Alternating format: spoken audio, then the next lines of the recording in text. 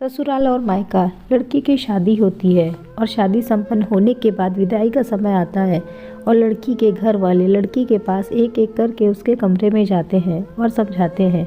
सबसे पहले माँ जाती है और कहती है, बेटी कल से जल्दी उठना और सबसे पहले उठकर नहा धो लेना, फिर पूजा पाठ करके रसोई का सारा काम अब तुझे ही संभालना है।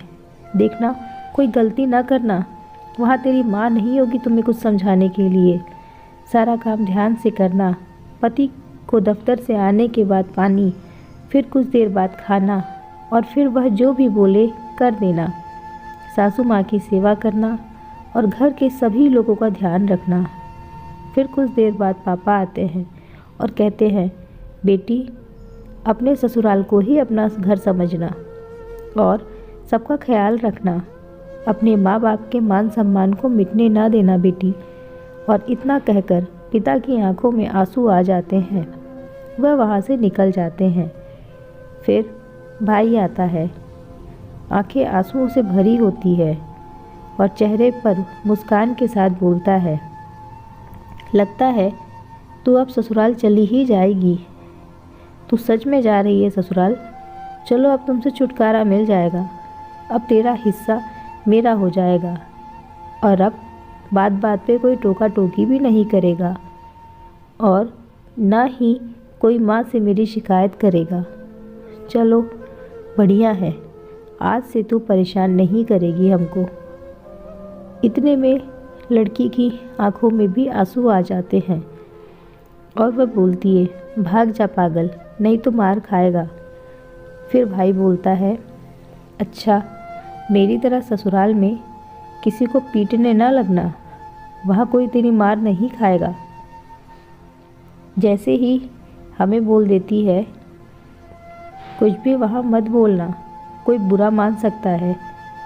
फिर दोनों रोते हुए एक दूसरे को गले लगा देते हैं और साथ में दोनों के मुंह से निकलता है, तेरी बहुत याद आएगी, अपना ख्याल रखना। और भाई आंसू पोंछते हुए बाहर निकल जाता है और इसी तरह परिवार के सभी लोग आकर समझाते हैं। अब सबके जाने के बाद विदा होने का समय आता है और लड़की सोचती है, एक तो अपना घर छोड़कर जा रही हूँ, ऊपर से इतना कुछ घर वालों ने बता दिया। इसके पहले तो ऐसा कुछ भी नहीं करना पड़ा, कैसे इतना कुछ संभालूंगी। यही सब सोचती रही। तमाम तरह के मन में ख्याल आते रहे और फिर विदाई करके घर वाले लड़की को विदा कर देते हैं। यहाँ तो माँ बाप को इतनी फिक्र होती है, इतना कुछ कैसे संभालेगी मेरी बेटी, हमेशा से खुले ख्यालातों वाली मेरी बेटी। अब किसी की पत्नी और किसी की बहू और किसी की जेठानी, किसी की भाभी बन गई है। देखो क्या होता है। अब ससुराल में जाकर लड़की अलार्म लगाती है और दूसरे दिन सुबह उठकर जैसे ही उसकी माँ ने बताया वैसे ही करती है और फिर सबके लिए खाना बनाती है और कहती है, ससुराल में पहली रसोई बहू कुछ मीठा बनाकर शुरू करती है।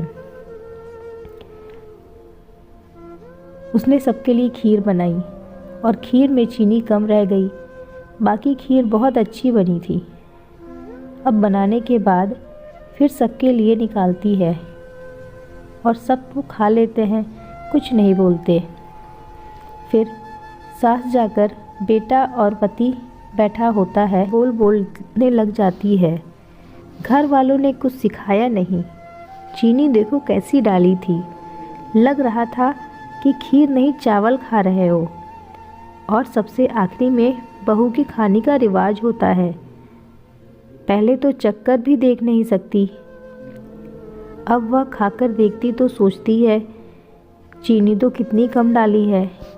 देखो मैं सोच रही थी कोई गड़बड़ ना हो जाए और हो गई। लेकिन कितने अच्छे हैं सभी लोग, हमसे कुछ नहीं खा। फिर सोचती है, चलो दूसरे दिन कोई गड़बड़ नहीं होने देंगे।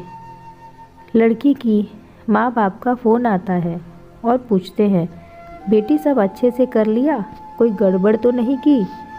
और वह बोलती है, इतना सोचे थे फिर भी खीर में चीनी बहुत कम रह गई। लेकिन आप लोग परेशान ना हो, कल से कोई गड़बड़ नहीं होगी। यहाँ के लोग बहुत अच्छे हैं, किसी ने कुछ नहीं बोला। और फिर रात में पति आता है रूम में और बोलता है, कैसी खीर बनाई थी, मम्मी क्या सोच रही होगी, कितनी फीकी थी, कल से ध्यान देकर बनाना। इसी तरह लड़की घर के सारे काम सीख जाती है। कल सारा दिन मस्ती करने वाली लड़की अब एक पत्नी, बहू और भाभी बन जाती है। कुछ दिनों बाद उसके घर वाले आते हैं और उसको देखते हैं। इतना ज़्यादा अंतर पहले और अब में। कहीं कोई बुला रहा है, भाभी मेरा यह सामान कहाँ रखा है? और पति बोलता है, अरे नाश्ता लग गया, दफ्तर के लिए लेट हो रहा हूँ। सासू माँ बोलती है, बहुत जल्दी से टेबल साफ़ करके सबका नाश्ता लगाओ। माँ पापा भी आए हैं, ध्यान नहीं दे रही, और तुम्हारे ससुर जी को भी तो निकलना है। वह जल्दी जल्दी सारे काम करती है और सबको नाश्ता करवा कर सारा घर साफ करती है, बर्तन धुलती है, फिर खाना बनाती है। ऐसे ही पूरा दिन उसका घर के काम काज में निकल जाता है और कोई ज़रा सा भी सहारा नहीं करता। यह सब देख माँ बाप की आंखों में आंसू आ जाते हैं और फिर वह सारे काम कर लेती है तो माँ बाप के पास बैठती है और माँ बाप बोलते हैं कि बेटा कोई दुख तो नहीं है तुम्हें? तो वह अपने आंसू छुपाते हुए कहती है, नहीं माँ, कोई दुख नहीं है, बस आप सबकी बहुत याद आती है। और माँ छोटू कैसा है? वह अब आप लोगों को ज़्यादा परेशान तो नहीं करता? ऐसा कहते हुए बात को काट देती है और बोली, यहाँ सब बहुत अच्छे हैं, सब मेरा बहुत ख्याल रखते हैं। ऐसा बोलती है ताकि उसके माँ बाप परेशान ना हो। और माँ बाप कहते हैं, बेटी ऐसे ही खुश रहे तू और अपना ख्याल रखना। अच्छा, अब हम लोग चलते हैं।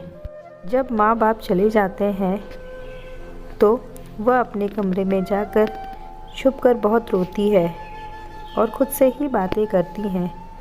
क्या बताऊँ माँ, मेरी तो पूरी ज़िंदगी ही बदल गई है। कभी खुद के लिए समय नहीं निकाल पाती, सारा दिन ऐसे ही निकल जाता है। और फिर सास आती है और बेटे से कहती है, माँ बाप आए थे, पता नहीं क्या पट्टी पढ़ा कर गए होंगे। दोस्तों, ऐसा बहुत से लोगों के साथ होता है। अगर ऐसा होता रहा तो ससुराल और मायके में अंतर हमेशा होता रहेगा, जब तक कि आप दूसरे के घर से आई बेटी को अपनी बेटी नहीं समझेंगे। ऐसा करने से ही रिश्ते बिगड़ते हैं। सारी बेटियां ऐसी नहीं होती और तभी रिश्ते बिगड़ते हैं। अब वह काम कर रही है तो सभी को करवा लेना चाहिए, क्योंकि वह आपकी मज़दूर बनकर तो नहीं आई है, आपके घर की बहू है जो आपके लिए सब कुछ छोड़ कर आई है। अब आप लोग ऐसे करेंगे तो सास ससुर और माँ बाप, ससुराल मायके में हमेशा ऐसे ही फ़र्क होता रहेगा। हम बदलेंगे तभी युग बदलेगा। इसीलिए पहले हमें अपने आप को बदलना है। आशा करती हूँ आपको मेरी छोटी सी कहानी पसंद आई होगी। कहानी पसंद आई हो तो लाइक शेयर करें, चैनल को सब्सक्राइब करें। धन्यवाद।